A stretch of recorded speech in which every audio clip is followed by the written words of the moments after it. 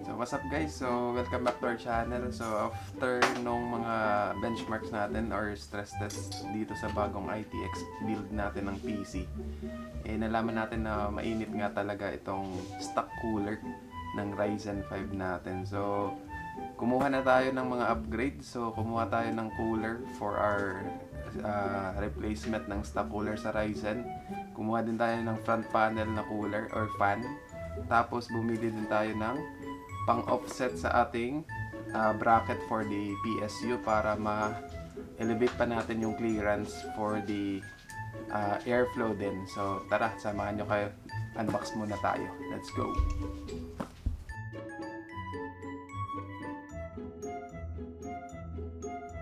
Okay, so unbox muna natin itong unang box na maliit. Okay, so I believe this is the bracket for the specific case na ginamit natin sa build, which is the SilverStone Sogo 13 or SG13. So buksan natin.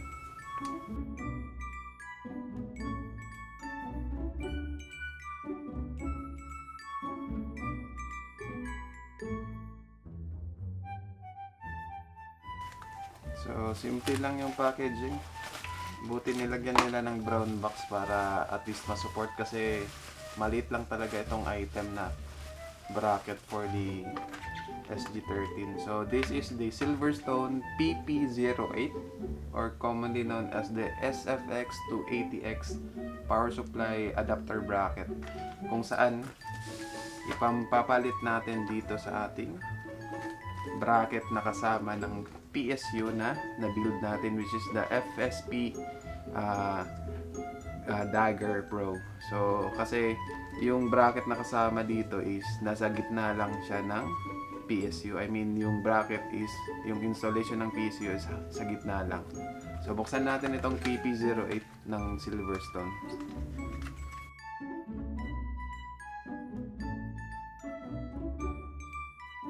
So this is an official product of SilverStone na para talaga dito sa case natin, which is the Sogo 13 or SG13. Buksan.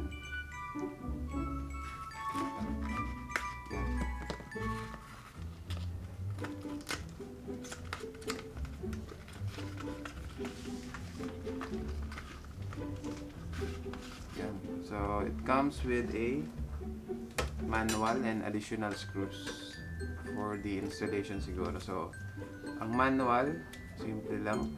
Andyan yung specification. The model is SST PP08B. So it's color black with the dimension of 150mm by 10mm by 86mm. So basically this is an ATX adapter. So as you can see, kung makikita nyo, dito na siguro para hindi mag-reflect. Okay? Andito sa taas, naka-offset yung butas niya. Unlike dito sa ating ginamit na bracket from the FSP Dagger Pro na nasa gitna siya ng bracket mismo. So dito, magkakaroon tayo ng additional clearance from the cooler mismo going up to the PSU natin. Kasi mainit talaga yung result ng mga nakuha nating benchmark sa Cinebench 23 R23. Ano? So yan. So ito yung ating SFX to ATX PSU adapter. So next natin yung isa. So, dito na lang siguro din.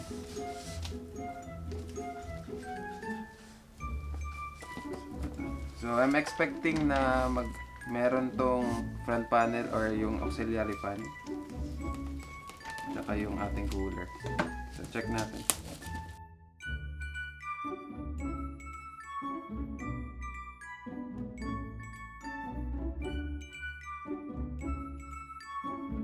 So, maayos naman yung pagkakapak ng seller.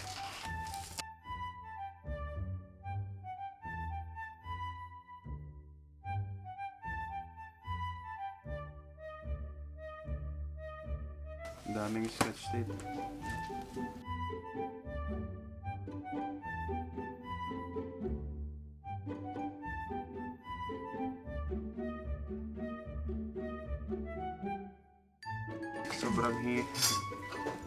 Sobrang hirap naman ito i-unbox. outer packaging pa lang tayo guys.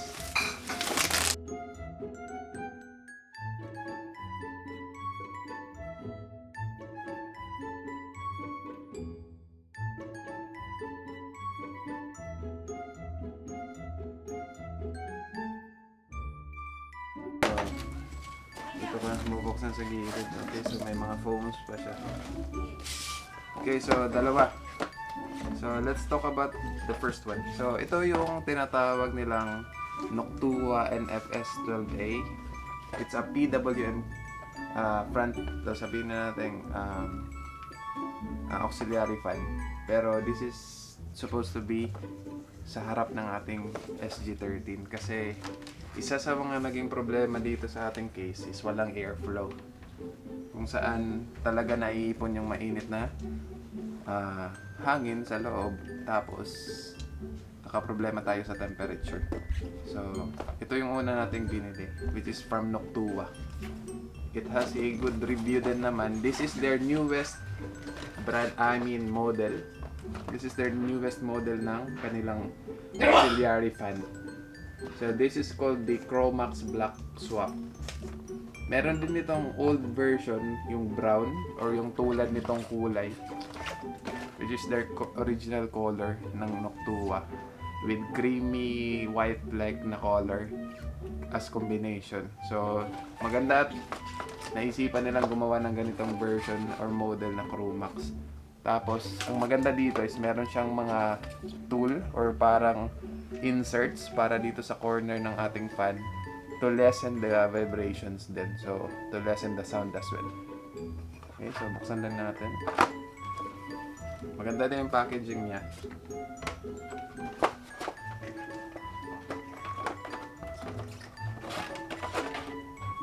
So, nothing else sa loob ng box. So, sa loob naman ng yun, nahulog na yung mga inserts. So, it comes with 4 different colors. Meron tayong green, meron tayong yellow, may white, may red, tapos may black. So, parang I don't know kung sino yung mga maggagamit. Oy, meron din para blue. So, total is 6 colors. So, sa ilalim, meron pa siya additional box. I believe ito na may ang other components ng kaniyang feet o itong mga colored na mga parts. Buksan natin.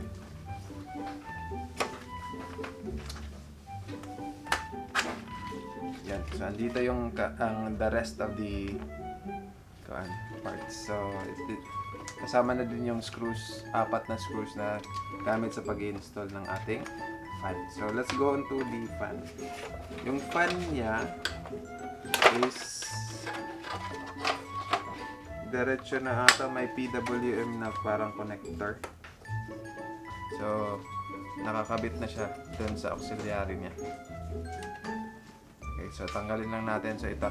So, the fan is already connected to this cable sa 4-pin extension cable ng or the NAEC1 na ginagamit para ma-convert yung itong cable or ma-extend itong cable kasi maikli lang siya. In terms of build naman, mukhang plastic siya pero parang matigas, parang mabigat din. I don't know kung ano tawag dito, plated siya. Pero hindi naman siguro.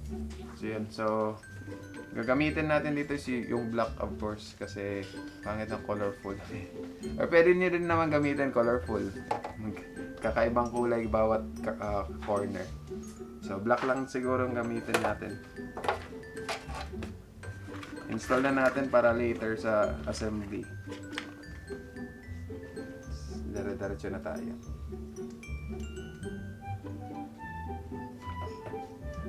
So, 4 na sides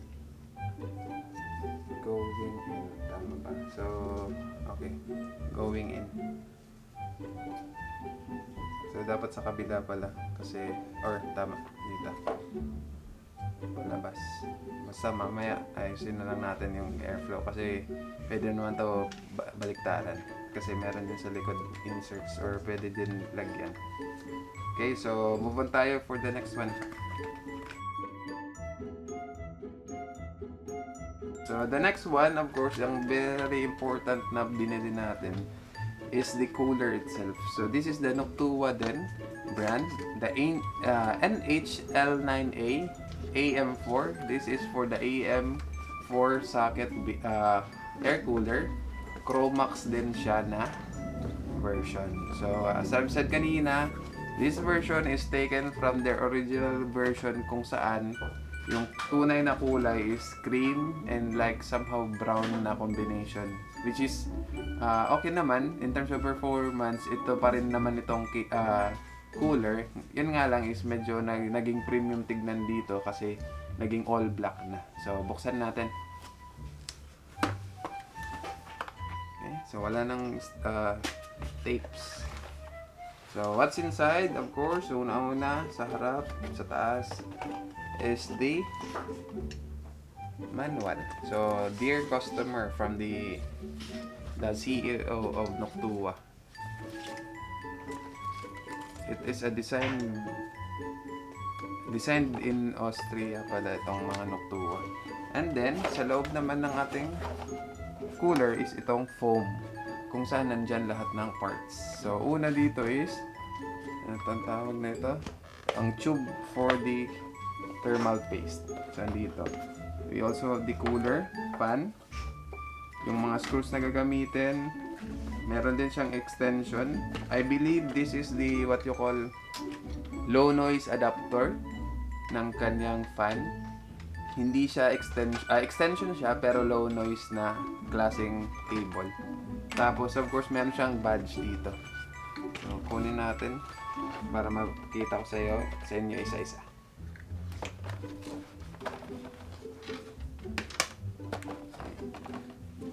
Unahan natin ang badge. Okay, so ang badge na ito ay bakal, so kakaiba. Pero 3M naman yung likod or may sticker or may adhesive. So pwede din natin idikit.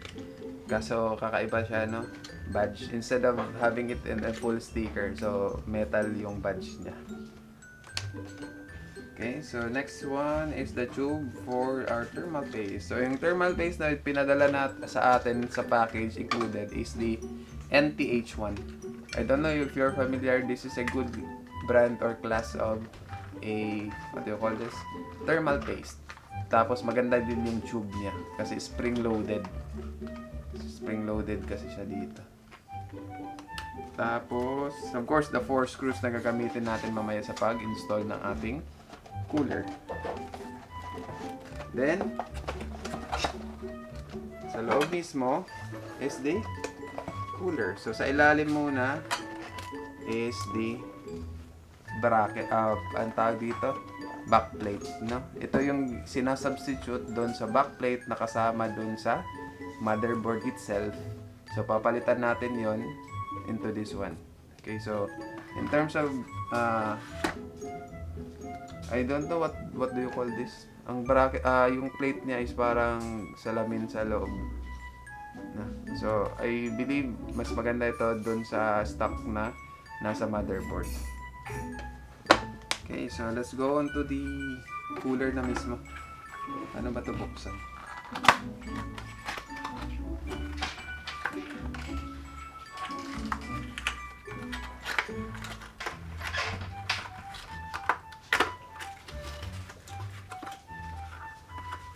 Ayan. Bigat din pala. Ayan. Ano pa meron? Okay, wala na. So, it includes the what do you call this? The 4 taller screws. If you want to replace this, pag gusto mong palitan ito ng slightly thicker na pan. So, pwede nyong gamitin itong taller screws na included. So, this is the Noctua cooler. So this is a chromax version of the original version, yung brown tsaka yung cream white. Ang ganda. Yung ilalim niya is parang premium talaga tignan. Okay? Tapos, in terms of length, siguro, check natin. Length of the itong tag nito. So, medyo mahaba pa naman. So, I don't believe na mabibitin tayo kung i-install natin to sa motherboard CB fan header. So, yun. Tara, buuin na natin to para ma-check din natin yung thermals. Let's go!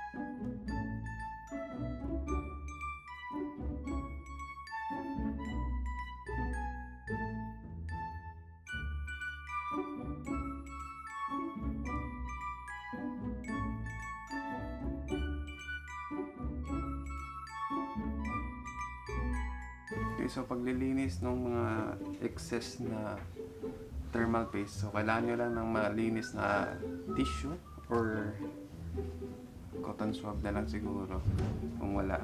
Tapos isopropyl alcohol ISA para malinis nyo yung mga thermal paste ng dahan-dahan din.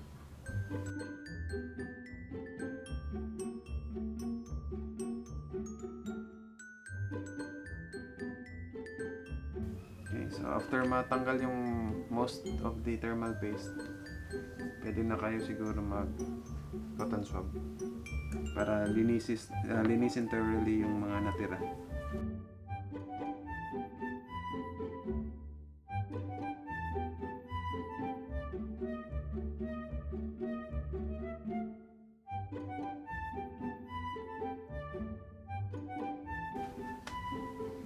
Tapos balikan niya din ng malaking tissue para isang pahid for final touch na lang sa paglilinis.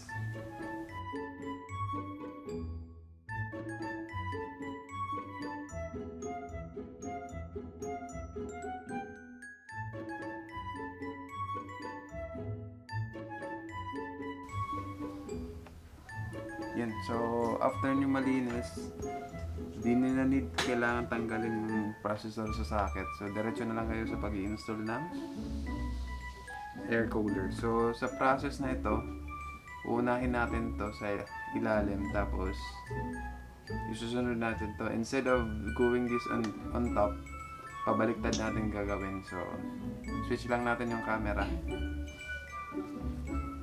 Okay, so lagyan na natin agad ng ating thermal paste. Twist lang natin para magbukas. Tapos, gayahin lang natin yung traditional na paglalagay ng ating thermal paste, which is ang P-size. P-size ba yan? Tapos, lagyan din natin sa corners para at least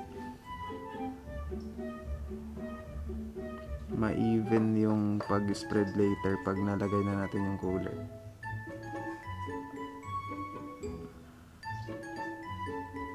Okay na siguro yan. Sayang. Okay. Baka pwede pa to.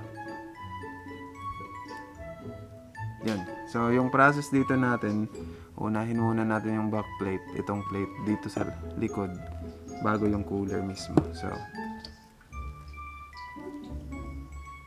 dito lagay na yung backplate, align nyo lang sa mga holes para hindi mahirap, then ready nyo na yung mga tornilyo.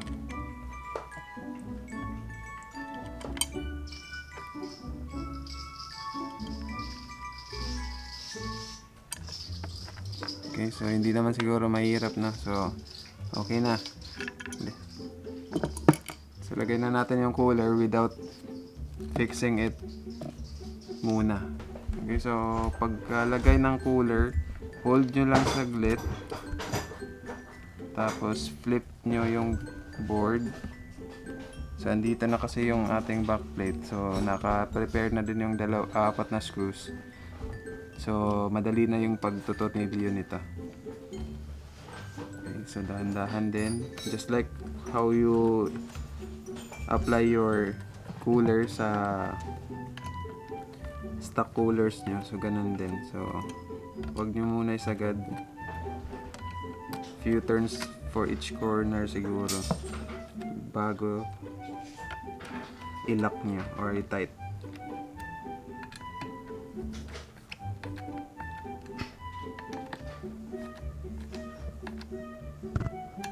Feel nyo naman siguro na last na naikot kasi type na siya. Okay, mukhang okay na ata. Check natin. Okay, so far so good. So check lang natin din kung lapat nga din yung ating cooler. Okay naman siguro, walang gap. So okay na to. So it's very clear na low profile lang talaga itong cooler natin. So we're able to at least madagdagan yung clearance ng ating cooler papunta doon sa ating PSU kung saan naging problema natin sa airflow din. So gawa na natin ang paraan dito. Paano ba to para mas maganda? Pwede pala to i-switch, no? I-switch dito sa kabila para mas malayo yung ating screw. Try natin.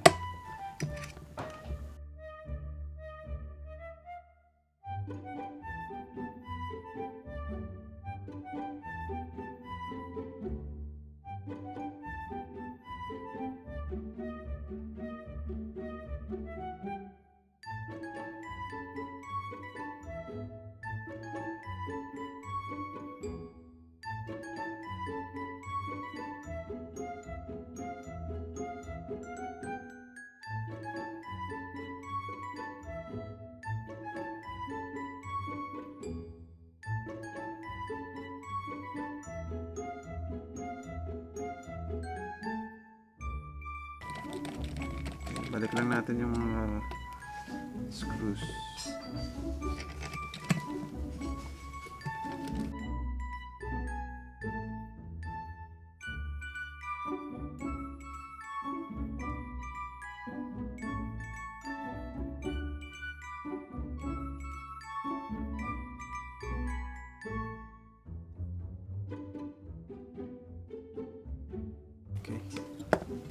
Yan. So, tapos na natin ma-install ang ating cooler. So, ang gagawin natin is ibabalik. Pero bago ibalik, install muna natin to sa front panel. So, baklas muna yung front panel.